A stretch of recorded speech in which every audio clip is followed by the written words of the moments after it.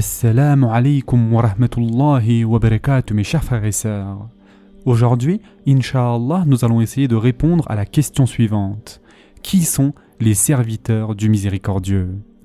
Allah Azza wa Jal dit explicitement dans le Coran, les serviteurs du miséricordieux sont ceux qui marchent humblement sur terre, qui, lorsque les ignorants s'adressent à eux, disent paix, qui passent les nuits prosternés et debout devant leur Seigneur, qui disent « Seigneur, écarte de nous le châtiment de l'enfer, car son châtiment est permanent. Quel mauvais gîte et lieu de séjour. » Sourate Al-Furqan, versets 63 à 66. Mes chers frères et sœurs, l'une des belles qualités que le Coran utilise pour louer les croyants est l'expression « serviteur du miséricordieux ». Dans ces versets, commençant par « les serviteurs du miséricordieux », sont comptées les qualités morales supérieures que devraient avoir ceux qui s'élèveront à ce niveau spirituel. Tout d'abord, la façon avec laquelle ils marchent est évoquée. En effet, les serviteurs du miséricordieux sont des personnes douces et courtoises dans leur façon d'agir et humbles dans leur allure et leur démarche sur terre. Ils ne sont pas autoritaires, hautains, arrogants, irrespectueux, grossiers et durs. Bien au contraire, ils marchent calmement, avec dignité, modestie, politesse et douceur. Ils ne causent pas de tourments ou de détresse autour d'eux, ils ne trébuchent pas et marchent en répandant la confiance et la paix avec une attitude de prudence, de respect et de compassion. Ils ne se forcent pas en marchant et ne font pas des gestes rudes. Ils ne sont ni arrogants ni vantards. Ils ne marchent pas le nez en l'air et ne se bombent pas le torse, mes chers frères et sœurs. Car, comme tous les comportements, la démarche d'une personne est aussi un indicateur de sa personnalité et de ses sentiments. Celui qui est déterminé et sérieux reflète ses caractéristiques dans sa démarche. Il marche donc normalement, confiant, sérieux et déterminé. Sinon, l'expression « il marche humblement sur terre » ne veut pas dire qu'ils marchent comme s'ils étaient morts. Non, pas du tout. Car lorsque le messager d'Allah, sallallahu alayhi wa sallam, marchait, il avançait d'un pas agile en se tenant droit. Et parmi les gens, il était le marcheur le plus rapide, le plus beau et le plus calme. Et en effet, Abu Hurayra radiallahu anhu relate « Je n'ai jamais vu quelqu'un d'aussi beau que notre prophète, sallallahu alayhi wa sallam. C'était comme si le soleil rayonnait sur son visage. Je n'ai jamais vu quelqu'un marcher plus vite que lui. Lorsqu'il marchait, le sol semblait se dérouler devant lui. Nous avions du mal à marcher avec lui, mais cela ne le dérangeait pas. » Quant à Ali ibn Abi Talib radiallahu anhu, dit ceci: le messager d'Allah, sallallahu alayhi wa sallam, marchait comme s'il descendait. Même en montant, il marchait comme s'il descendait.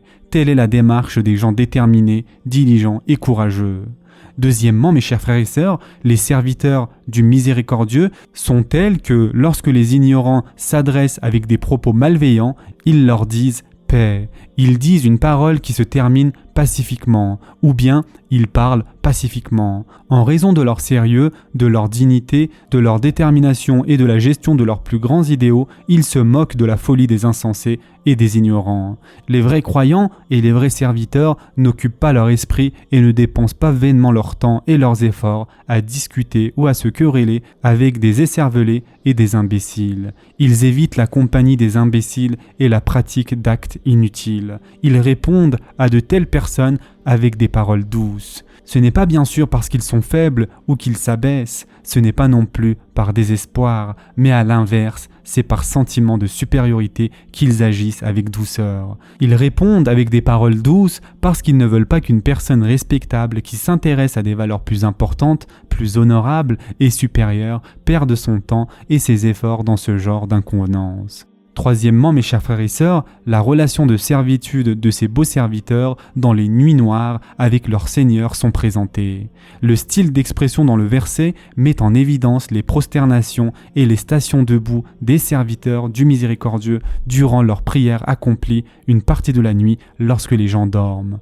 Ils passent leur nuit à prier et à implorer leur Seigneur. Ils s'adonnent à quelque chose de plus bénéfique et de plus relaxant qu'un sommeil doux et confortable. Ils s'occupent à s'orienter vers leur Seigneur. C'est toujours ce qu'ils font en quittant leur lit et leur maison la nuit. Qu'ils se couchent ou qu'ils se lèvent, c'est toujours pour Allah Azza wa Jal. Ils passent leur nuit paré de sentiments de crainte révérentielle, c'est-à-dire de taqwa, de contemplation de la grandeur et de la majesté d'Allah Azza wa Jal et de peur de sa punition.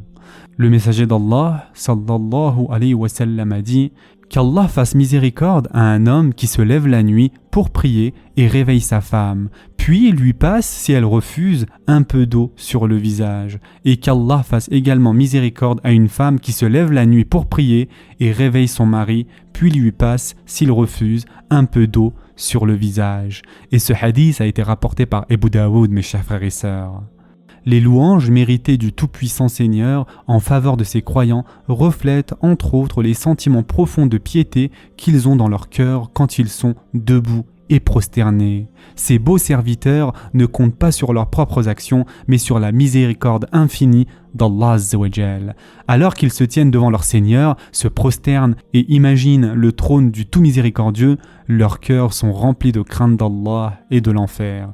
Et ils disent « Seigneur, écarte de nous le châtiment de l'enfer, car ton châtiment est permanent. » En vérité, l'enfer est un quartier général maléfique et un lieu de résidence terrible.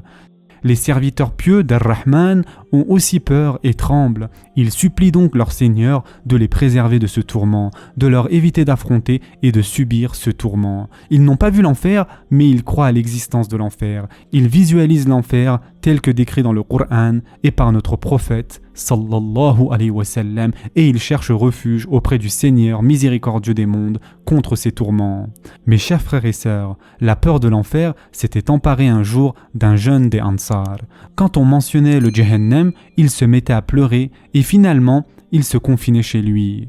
Cette situation fut signalée au messager d'Allah, sallallahu alayhi wa sallam, qui vint trouver le jeune homme. Ce dernier regarda le messager d'Allah, sallallahu alayhi wa sallam, avec envie. Il sauta immédiatement en serrant le prophète, sallallahu alayhi wa sallam. Puis ensuite, remettant son âme à Allah azza wa jal, il s'effondra au sol. Le prophète, sallallahu alayhi wa sallam, a dit alors « Lavez votre frère et enveloppez-le dans son linceul. La peur de l'enfer lui a arraché le foie. Je jure par celui qui tient mon âme dans sa main qu'Allah l'a protégé du feu.